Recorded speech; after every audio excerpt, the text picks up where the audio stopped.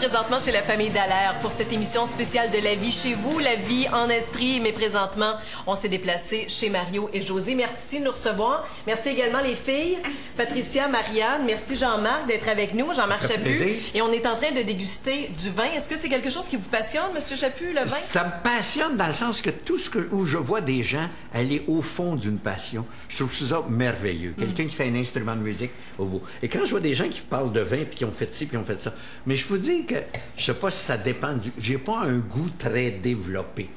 D'ailleurs, ma femme me dit, toi, tout est bon, on te donne n'importe quoi, puis tu manges n'importe quoi. C'est vrai dans ce sens.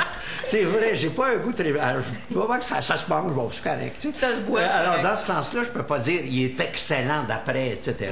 Mais ça me plaît de savoir que vous développez une passion. Parce que le plus bel exemple qu'on peut donner à des filles, à des garçons, à nos enfants, c'est que des passions, ça existe, puis tu as le droit d'aller au fond. De ne pas devenir un amateur, mais de devenir un professionnel. Même si tu ne gagnes pas ta vie, mais dis, je vais le creuser pour aller plus loin. C'est bon d'en avoir. Oui, parce que dans le fond, les gens ont fait toutes sortes d'affaires, moi, juste à moitié. Et du bon dans leur dit, mais je sais un peu, mais ça, je ne sais pas comment ça marche, non. Je fais pas ça, ben, sac à la fin, ça arrête de me dire que tu connais ça, tu connais pas ça. Un passionné, il va plus loin. Les téléphones, ma femme avec des téléphones, ça, c'est une passionnée des téléphones. Toi, 6 mois, on change de téléphone, ça prend 5 mois à lire les instructions, apprend comment il marche, on change, celui-là, il fait plus, puis il donne des portraits. Ça, c'est une passion. C'est pas la mienne, pas tout. Non, mais c'est-tu votre passion, vous autres, de changer comme ça aussi Oui, on a toujours des passions qui se développent. On voit quelque chose à la télévision ou quelqu'un... ça serait intéressant. Ce serait peut-être dans mes cordes. Fait qu'on l'essaye, on s'informe, puis... Mais comme le vin, c'est-tu comme ça que c'est parti? Ça a parti tout le temps un petit peu, là. Même, je faisais du vin au début avec des concentrés, mais je suis allé prendre des cours pour avoir une meilleure façon d'apprécier le vin, puis essayer d'aller plus loin pour avoir des meilleurs parfums. Là, je suis allé vraiment avec les raisins naturels. On achète une quantité phénoménale de raisins, 4-5 000 livres par année, et on fait tout le raisin au complet à la méthode traditionnelle, sans aucun produit chimique. Vous, José, vos passions? Moi, mes passions, ben, c'est comme dire, c'est avec Mario, là, c'est de voyager, parce que plus tard, on veut voyager, connaître des vins, d'aller déguster d'autres vins dans d'autres pays. Ça, c'est une passion aussi que... Est-ce que vous le faites à l'heure actuelle? Là, on voyage pas encore. On s'est dit un jour... Non, pas encore d'escapade. À part des petits voyages dans le sud. Vous savez ce que c'est, mon prochain... Non, je vais être à Sherbrooke. Mais le 18... je vais être à Sherbrooke et je vous invite d'ailleurs à venir à Sherbrooke au mois de mai. Mais le titre, c'est « Maintenant ou jamais ».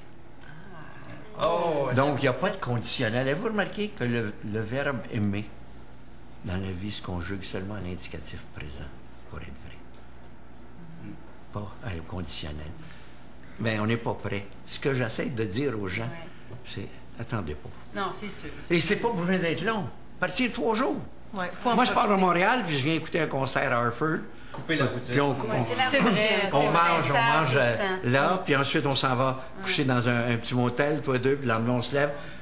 Une escapade, sortir du quotidien. Et ça, c'est important. J'ai toujours fait ça avec mes enfants. Ma femme faisait ça avec les enfants. L'après-midi, il faisait beau soleil dehors, les 5 enfants totaux, elle disait « Tu tentes pas d'aller à l'école, toi? » On s'en va est-ce que vous faites ça avec les filles derrière? Ils partaient au parc. Ah oui, on faisait ça. On faisait ça. Ma femme a toujours fait ça, ce genre d'escapade. Ça fait des adultes qui, à l'heure actuelle, n'ont pas peur de faire des expériences de la vie. Souvent, c'est ça. Avec les enfants, on a eu un voilier pendant 13 ans. Oui.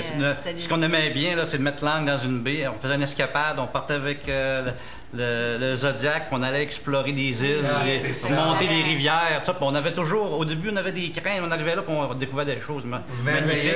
On a découvert des circonstances plus difficiles, puis on s'en rappelle après. Ça, faut pas attendre d'avoir un certain âge pour le faire. Non, exactement. Mais il faut avoir des buts, je pense. Puis un des buts... Les buts, c'est des rêves.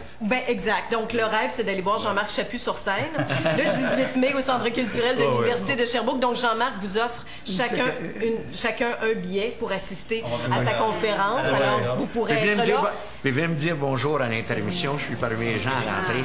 Venez me saluer. Donc, c'est maintenant ou jamais. Maintenant ou jamais.